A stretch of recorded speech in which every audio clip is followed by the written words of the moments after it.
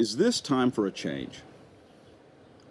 COVID-19 has turned our world upside down and done so in a remarkably short period of time. For a small city like Harrisonburg, we're facing challenges we never dreamed of. Who would have thought we'd ever face an economic downturn where JMU being shut down was one of the factors? JMU has always been one of our big safety nets against such times.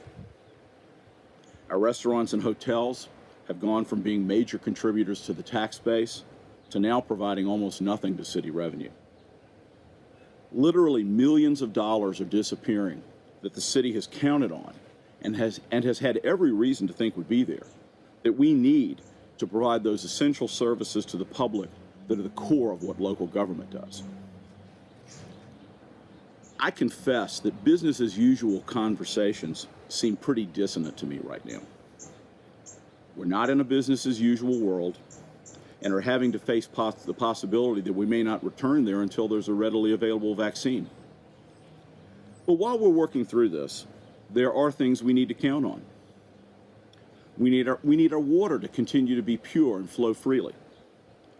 We need our fire, police, and first responders healthy and on the job. I don't want to think about what would have to happen to us to have an engaged public worried about the sewer system. The streets need to be maintained. The lights need to stay on. Our social services offices need to remain open and ready to help our people.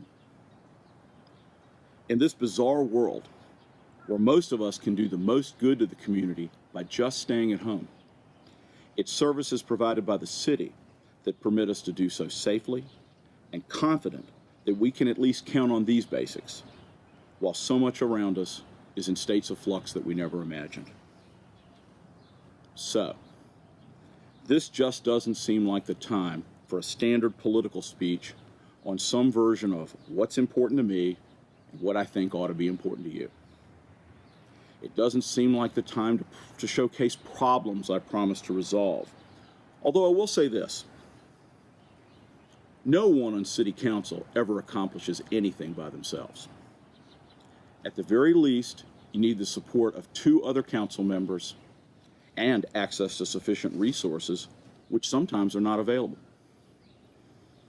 I'm probably an oddball in this regard, but I confess that even in the best of times, whether I'm listening to presidential candidates, city council candidates, or anyone in between, I tune them all out when they start talking about what I'm going to do for you.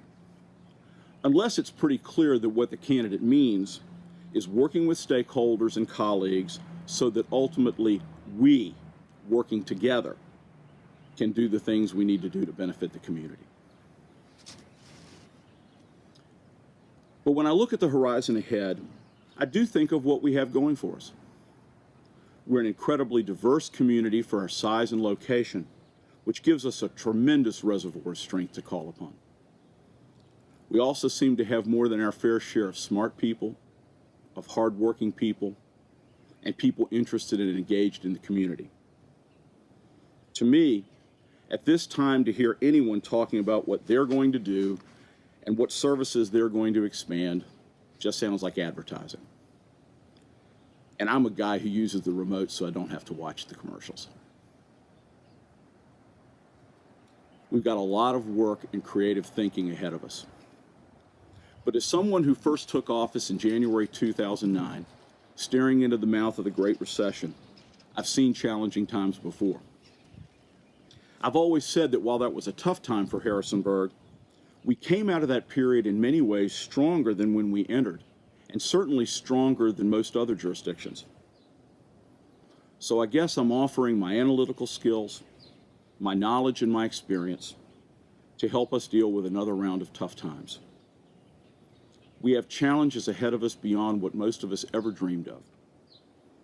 But we also have the kind of people and the kind of community where we can again come out of it and be a place that others look to with admiration and maybe even just a little bit of envy.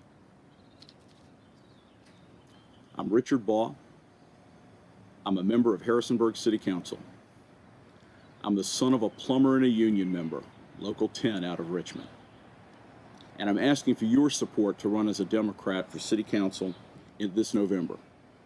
Because in this world we're in right now, it's not time for a change. Thank you.